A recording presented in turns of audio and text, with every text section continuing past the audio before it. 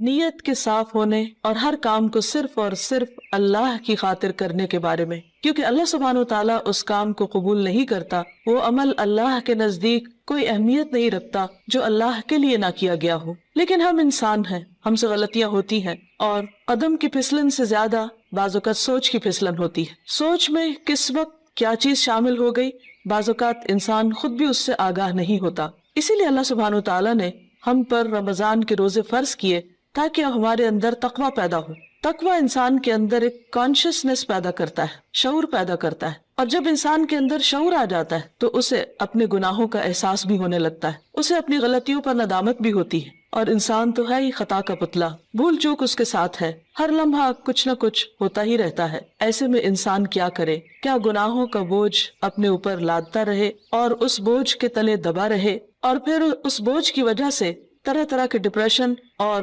غم اور دکھ کا شکار رہے؟ نہیں، اللہ رب العزت واسع المغفرہ ہے، غفور الرحیم ہے، وہ اپنے بندوں کے گناہوں کو معاف کرتا ہے۔ رمضان کا مہینہ اس اعتبار سے ایک بہترین موقع ہے کہ ہم سب اپنے رب کی طرف رجوع کریں، انفرادی طور پر بھی اور اجتماعی طور پر بھی، اور اپنے گناہوں کی معافی مانگے۔ اللہ تعالیٰ کا وعدہ ہے کہ جو شخص سچے دل سے گناہوں کی معافی مانگے گا، اللہ تعالیٰ اس کو ضرور معاف کر دے گا، اور اللہ تعالیٰ کو معاف کرنے میں کچھ مشکل نہیں۔ قرآن مجید میں اللہ تعالیٰ فرماتے ہیں، قُلْ يَا عِبَادِيَ الَّذِينَ أَسْرَفُوا عَلَىٰ أَنفُسِهِمْ لَا تَقْنَطُوا مِن رَحْمَةِ اللَّهِ إِنَّ اللَّهَ يَغْفِرُ الذُّنُوبَ جَمِيعًا۔ آپ کہہ دیجئے کہ اے میرے بندو جنہوں نے اپنی جانوں پر زیادتی کی ہے، جنہوں نے خود پر ظلم کیا ہے، لا تقنطوا من رحمت اللہ، اللہ کی رحمت سے مایوس نہ ہو جاؤ، بے شک اللہ سارے گناہ معاف کر سکتا ہے۔ اللہ تعالیٰ کے لیے کچھ بھی مشکل نہیں۔ ضرورت اس بات کی ہے کہ بندہ سچے دل کے ساتھ، پورے اخلاص کے ساتھ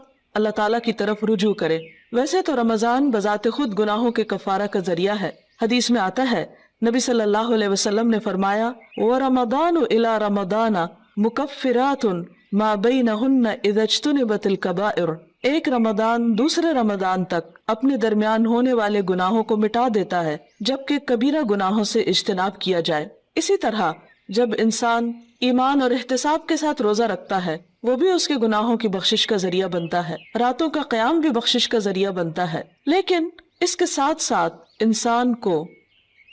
پورے شعور کے ساتھ، پورے احساس کے ساتھ خود اللہ کی طرف رجوع کرنا چاہیے اور اپنے گناہوں کی معافی مانگنی چاہیے، خصوصاً کبیرہ گناہ، ان کے لیے معافی مانگنا ضروری ہے۔ اللہ تعالیٰ سے توبہ کرنے کا ایک طریقہ بھی بتایا گیا، اور وہ یہ کہ انسان اپنے گناہوں پر نادم ہو، شرمندہ ہو، ان کا اعتراف کرے، ان کو مانے، اور پھر آئندہ نہ کرنے کا وعدہ کرے، اور پھر اپنی زندگی کی اصلاح کر لے۔ انسان کی انسانیت اسی میں ہے کہ وہ اللہ تعالیٰ کی طرف رجوع کر لے اور گناہوں کا اعتراف کرے۔ انسان اور شیطان میں یہی فرق ہے۔ شیطان نے جب انسان کو یعنی آدم علیہ السلام کو سجدہ کرنے سے انکار کیا تو اس کے بعد جب اس سے پوچھا گیا کہ ما منعک الا تسجد اذ امرتک، اللہ تعالیٰ نے فرمایا کہ تمہیں کس چیز نے روکا تھا کہ تم سجدہ کرتے جبکہ میں نے تمہیں حکم دیا تھا؟ تو اس پر بجائے اس کے کہ وہ نادم ہوتا، اپنی غلطی کا اعتراف کرتا، وہ اکڑ گیا اور اللہ سبحانہ وتعالیٰ کو بلیم کرنے لگا۔ اس کے برعکس آدم علیہ السلام سے جب خطا ہوئی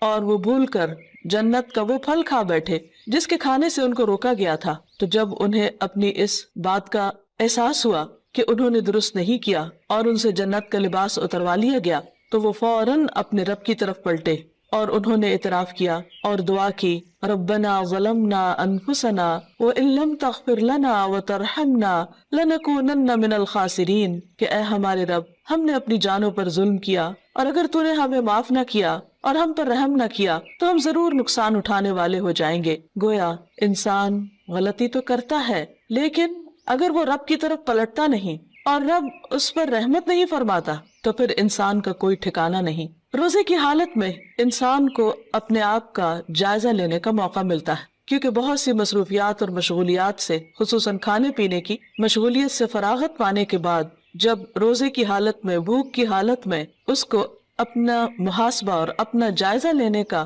موقع ملتا ہے تو اپنی چھوٹی بڑی بہت سی خطائیں، بہت سی غلطیاں یاد آنے لگتی ہیں۔ ایسے میں انسان کا کام یہ ہے کہ انسان اپنی ہر غلطی پر اللہ تعالیٰ سے توبہ کرے اور دن میں کثرت کے ساتھ استغفار کرتا رہے، اللہ سبحانہ و تعالیٰ کی طرف رجوع کرتا رہے۔ خاص طور پر روزے کی افطاری کے وقت اور پھر سحری کے وقت، کیونکہ سحری کا وقت توبہ استغفار کا وقت ہے۔ قرآن مجید میں اللہ تعالیٰ اپنے بندوں کی خصوصیت بیان کرتے ہیں، وَبِالْأَسْحَارِ هُمْ يَسْتَغْفِرُونَ، اور سحری کے وقت وہ استغفار کرتے ہیں۔ سحری کے وقت یا تو سحری کی تیاری ہو رہی ہوتی ہے یا پھر انسان اس وقت کچھ کھا پی رہا ہوتا ہے، لیکن کچھ نہ کچھ وقت، خواہ وہ کام کاج کے دوران ہی کیوں نہ ہو، ضرور ایسا نکالنا چاہیے کہ جس میں انسان شعوری طور پر اللہ تعالیٰ سے توبہ کرے، کیونکہ اللہ تعالیٰ اس وقت اپنے بندوں کی طرف خاص طور پر توجہ فرماتا ہے۔ حدیث میں آتا ہے، ينزل اللہ تعالی الى السماء الدنیا كل ليلة لنصف الليل الآخر او لثلث الليل الآخر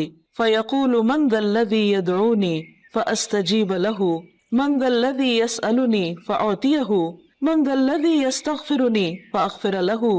حتى يطلع الفجر۔ اللہ تعالیٰ ہر رات کو آدھی رات یا ایک تہائی رات کے آخری حصے میں آسمان دنیا پر نزول فرماتے ہیں اور ارشاد فرماتے ہیں کہ کون ہے جو مجھ سے دعا مانگے اور میں اس کی دعا قبول کروں، کوئی ہے جو مجھ سے سوال کرے کہ میں اسے عطا کروں، کون ہے جو مجھ سے استغفار طلب کرے اور میں اسے بخش دوں، یہاں تک کہ فجر طلوع ہو جاتی ہے۔ یعنی اس وقت خاص طور پر اللہ تعالیٰ اپنے بندے کی طرف متوجہ ہو کر اس کو پکارتا ہے کہ تم غلطی کرنے کے بعد میری طرف لوٹ آؤ۔ رمضان ایک مبارک موقع ہے کہ جس میں انسان سحری کے وقت اٹھ ہی جاتا ہے، تو اس وقت اللہ سبحانہ وتعالیٰ کی اس پکار پر لبیک کہتے ہوئے اپنے گناہوں کی معافی مانگنی چاہیے اور اس کی طرف رجوع کرنا چاہیے، کیونکہ وَمَن يَغْفِرُ الذُّنُوبَ إِلَّا اللَّهُ، کون ہے جو گناہوں کی بخشش کرے سوائے اللہ کے۔ ہم میں سے کون ہے جو یہ دعویٰ کرے کہ اس سے کبھی کوئی غلطی نہیں ہوئی یا اس نے کوئی گناہ نہیں کیا؟ ہم سب خطا کار انسان ہیں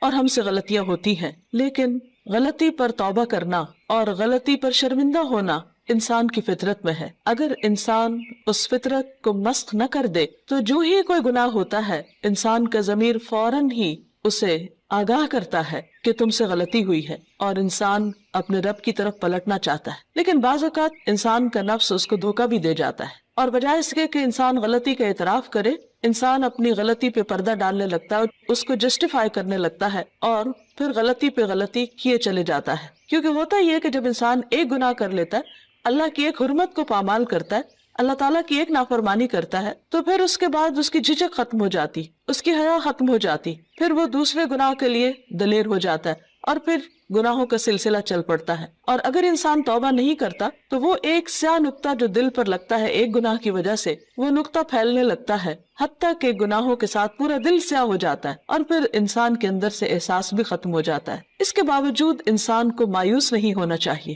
جب تک انسان کی جان ہے، انسان کی سانس کا سلسلہ چل رہا ہے، اس کے لیے معافی کا دروازہ کھلا ہوا ہے۔ حدیث میں آتا ہے کہ ان اللہ یقبل توبۃ العبد ما لم یغرغر، اللہ تعالیٰ بندے کی توبہ قبول کرتا ہے جب تک کہ اس کے سانس اکھڑنے نہ لگے، یعنی دنیا سے رخصت نہ ہونے لگے، فوت نہ ہونے لگے۔ تو گویا ابھی اللہ تعالیٰ نے ہمیں جو زندگی اور یہ موقع دیا ہے، اس میں ہم واپس پلٹ آئیں، رجوع کر لیں، اللہ تعالیٰ کو راضی کر لیں اور کبیرہ اور صغیرہ دونوں طرح کے گناہوں سے معافی مانگیں۔ صغیرہ گناہوں کے کفارے کے لیے تو نماز، روزہ، حج، زکوٰۃ اور دیگر نیکیاں، امر بالمعروف، نہی عن المنکر، یہ چیزیں انسان کے لیے کفارہ بن جاتی ہیں۔ لیکن خصوصاً کبیرہ گناہوں کے لیے خاص طور پر معافی مانگنا ضروری ہے۔ مثلا کبیرہ گناہ کیا ہے؟ مثلاً اللہ سبحانہ وتعالیٰ کے ساتھ شرک کرنا، اور اس کے بعد والدین کی نافرمانی، والدین کو ناراض کرنا، ان کا دل دکھانا، ان کو پریشان کرنا، ان کی بات نہ ماننا۔ اللہ سبحانہ وتعالیٰ نے ایک نہیں کئی بار اپنے حق کے بعد انسانوں میں سے سب سے پہلا حق جس کا بتایا وہ والدین ہے، اور اللہ تعالیٰ کی رضامندی والد کی رضامندی میں ہے، اور اللہ تعالیٰ کی ناراضگی والدین کی ناراضگی میں ہے۔ والدین کو ناراض کرنا کبیرہ گناہ ہے، اور اگر انسان کی وفات اس حال میں ہو جاتی تو اس وقت تک معافی نہیں ہوگی جب تک کہ والدین معاف نہ کر دیں۔ حقوق و لباد کے سلسلے میں جو بھی حق تلفی ہوتی، خواہ والدین کی نافرمانی یا کسی اور کی، یہ بات یاد رہے کہ انسان کو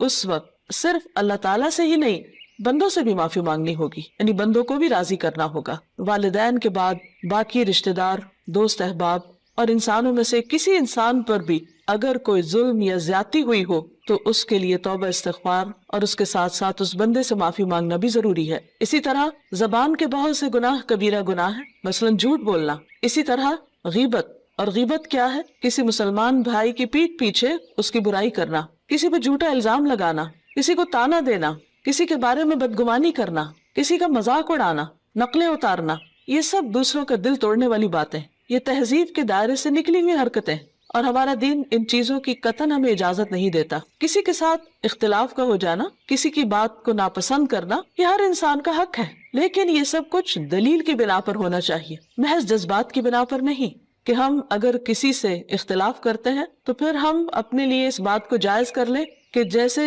چاہیں پھر اس کے ساتھ معاملہ کریں، یا جیسے چاہیں اس پر الزام تراشی کریں، اور پھر اس کے بعد خود کو سچا ثابت کر کے اپنے آپ کو مطمئن کر لیں، تو یہ بات جائز نہ ہوگی، یہ کافی نہ ہوگی۔ انسان کے لیے خود اس کا سب سے بڑا دشمن اس کا اپنا نفس ہے، اور انسان بعض اوقات باہر کے دشمن کو پہچان لیتا ہے لیکن اندر کے دشمن کو نہیں پہچانتا، جب وہ انسان کو غلطی پر تھپکیاں دے کر سلا دیتا ہے، یا اس کو مطمئن کر دیتا ہے، یا پھر اسے صرف دوسروں کے عیب دکھاتا رہتا ہے اور اپنے عیب بھلوا دیتا ہے۔ اس لیے بہت ضروری ہے کہ ہم ان تمام گناہوں، خواہ وہ جسم سے تعلق رکھتے ہوں، خواہ وہ دل سے تعلق رکھتے ہوں، خواہ وہ زبان سے تعلق رکھتے ہوں، ان تمام گناہوں پر نمبر 1 شرمندگی کا اظہار کریں، نمبر 2 ان کا اعتراف کریں، نمبر 3 آئندہ نہ کرنے کا وعدہ کریں، اور نمبر 4 اللہ رب العزت سے دعا کریں کہ وہ ان گناہوں کو ڈھانپ دے، ان کو ہمارے نامہ اعمال سے مٹا دے، اور ہماری توبہ کی وجہ سے ان گناہوں کو بھی ہماری نیکیوں میں بدل دے،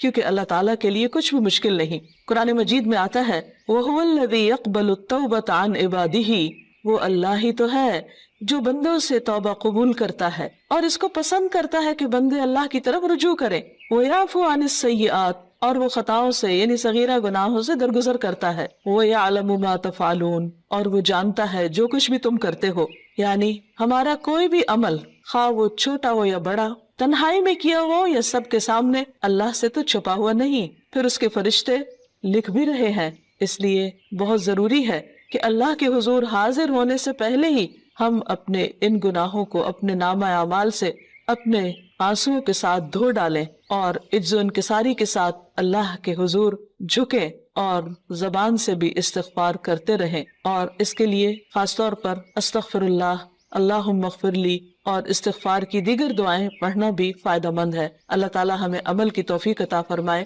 وآخر دعوانا ان الحمد للہ رب العالمین۔